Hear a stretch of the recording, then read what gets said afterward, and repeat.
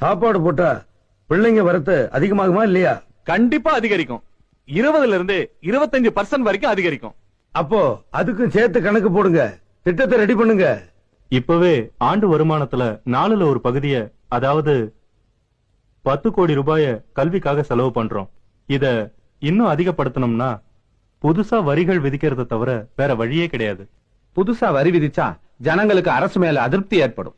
எப்பவுமே ஓட் பேங்க மனசுல வச்சுக்கிட்டு ஒரு விஷயத்தை பார்க்க கூடாது. மக்களுக்கு நல்லது செய்யணும், நம்ம சந்ததி நல்லா இருக்கணும், அதான் முக்கியம்னு உடனே இந்த திட்டத்தை செயல்படுத்தி ஆகணும். பட்னியோட ஒரு பிள்ளை பள்ளிக்கூடத்துக்கு படிக்கிறதுக்கு வந்தா அந்த பாவம் நம்மளை சும்மா விடுமா ஐயா? இத பாருங்க, கவர்மெண்டால எவ்வளவு காலம் முடியுமோ அவ்வளவு காலம் பிள்ளைங்களுக்கு சோறு போட்டு படிக்க வைக்கணும். முடியலங்கிற நிலை வந்தா எங்கிட்ட சொல்லுங்க. இந்த திட்டத்துக்காக நான் ஊர் ஊரா போய் பிச்சை எடுத்துக்கிட்டு வர்றேன். ஐயா, நீங்க இவ்வளவு